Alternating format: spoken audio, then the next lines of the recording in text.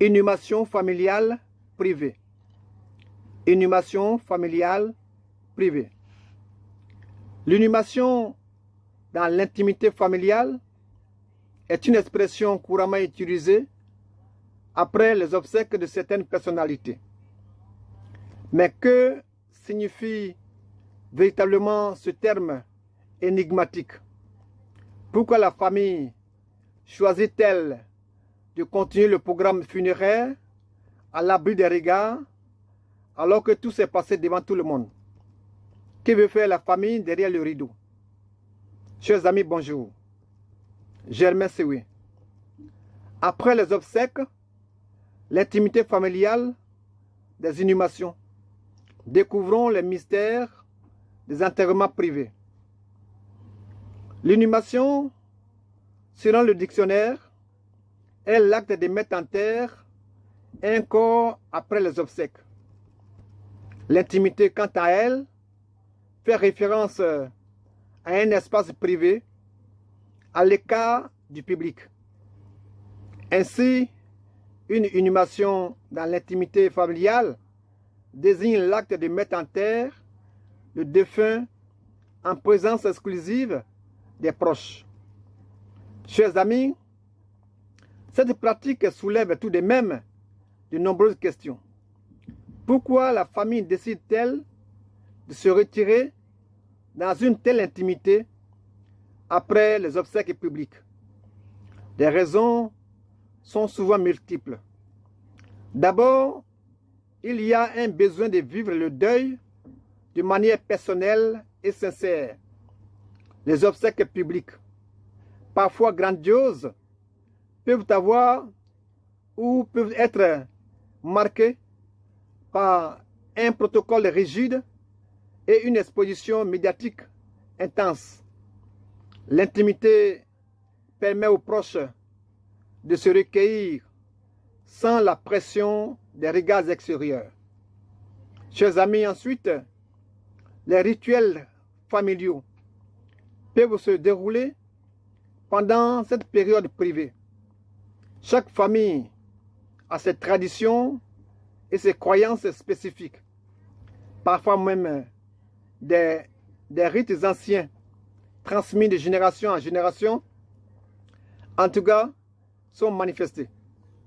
Ces rituels-là peuvent être considérés comme trop personnels, voire dérangeants, pour être partagés avec le grand public. Par exemple, certaines cultures pratiquent des chants, des prières ou des gestes symboliques qui ne sont compréhensibles que pour les initiés. Enfin, chers amis, l'intimité permet aussi de gérer des émotions intenses, souvent insupportables à partager publiquement. La douleur, les pleurs et parfois même les conflits peuvent éclater durant ces moments-là. Loin des regards, les familles peuvent exprimer librement leurs chagrins et leurs souvenirs, créant ainsi un espace de guérison. Chers amis, la notion d'intimité n'est pas exempte de paradoxe. D'un côté, certaines familles choisissent de rendre des obsèques publiques, partageant les derniers moments du deuil avec la communauté, avec les amis et même avec les médias.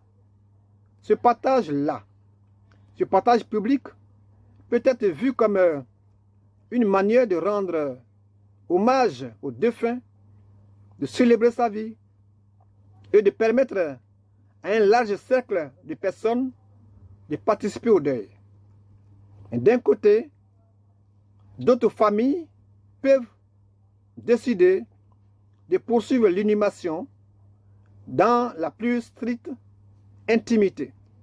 Cette dichotomie entre un début de deuil public et une fin de deuil privé soulève la complexité des émotions et des besoins des familles.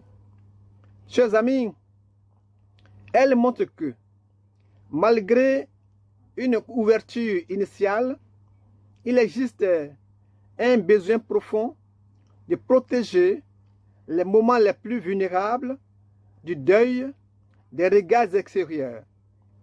Cela reflète la tension entre le besoin de partager la perte avec la communauté et celui de conserver un espace personnel et sacré pour les derniers instants, pour les derniers adieux. Chers amis, on peut dire que l'inhumation dans l'intimité familiale est une pratique qui permet de préserver un espace de recueillement authentique où les proches peuvent vivre leur deuil à l'abri des regards, selon leurs traditions, selon leurs émotions. C'est une dernière marque de respect pour le défunt, une façon de lui dire adieu dans la plus grande sincérité, dans la plus grande intimité. Je vous salue.